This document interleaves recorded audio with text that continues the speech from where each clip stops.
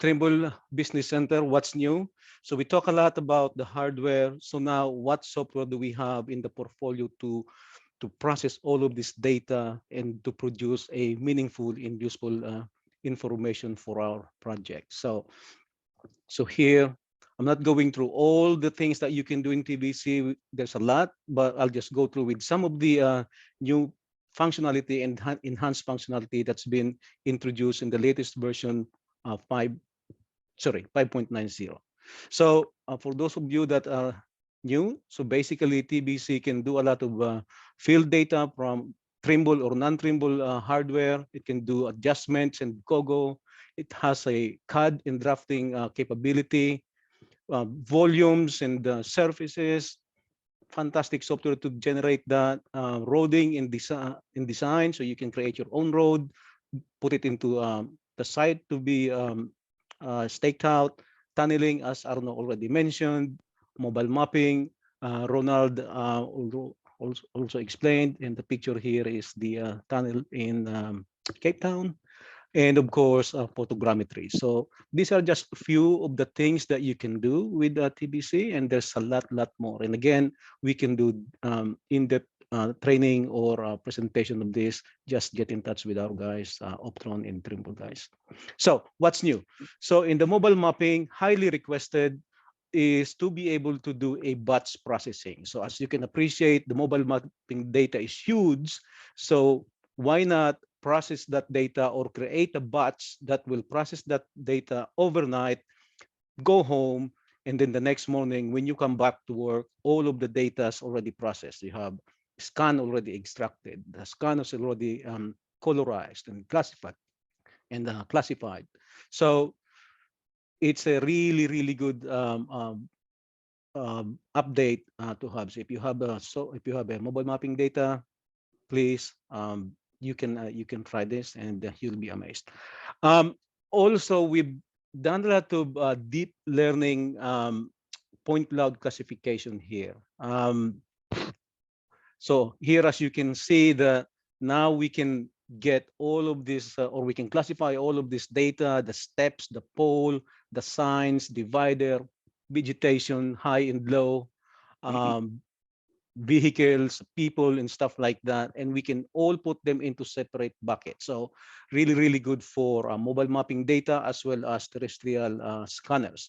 And this example here is outdoor, and of course we also have capability to classify that information for terrestrial data collected indoors. So in this example, you can see a lot of noises over here on the left hand side. By classifying it, you can remove all of those noises and just get the data that you need. Here on the right-hand side, you see the clean data. Stockpile, again, highly requested. Wouldn't it be nice if you can just click the stockpile and then it will give you the volume of that? And yes, that can be done now in the version 5.9. Just click it.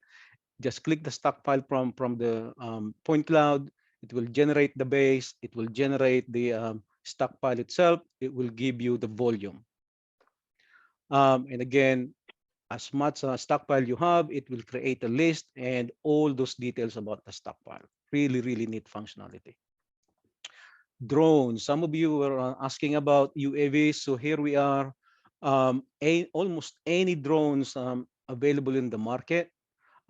You can just get the JPEG file. So here, simplify the process, get the JPEG, drag and drop into TBC, do a photo adjustment, and then after that, generate the deliverables, maybe orthophoto or point cloud in just 3 easy, simple steps. For those that are still using post-process baseline processing or PPK processing, we've also improved the engine. And here's a quick example. The old engine is the yellow, and then indicated by the red is the new engine. The same data. Our engineer walked around with the 2 receivers in the area, and then as you can see, there's a huge improvement using the new engine. Again, this is also really good for post-processing of trajectory for mobile mapping. Another feature here that highly requested is to be able to get the data from TBC into database, right?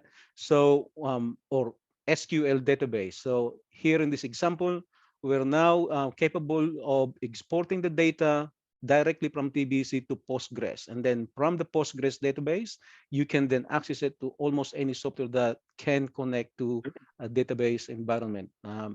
Maybe QGIS, if you have QGIS, or other platform as well. And of course, with Esri, now we can make a two-way communication with the Esri online services or to Due database as well, Due database or enterprise database. Of course, for Cadastre, there's a lot of improvement that has been done. I won't go through all of them, but again, we can set up another meeting just for that.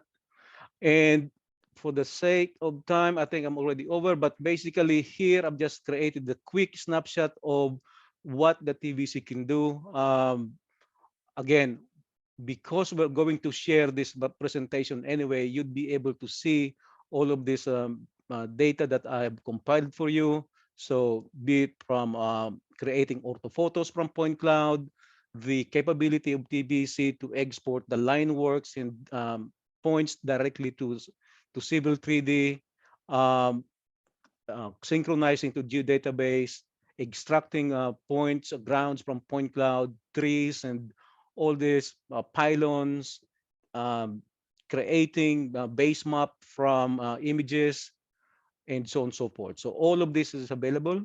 And I think for the benefit of sticking with time, I think that's it. Thank you very much. If you have any question, again, keep in touch with us, and we'll be happy to answer. Thank you.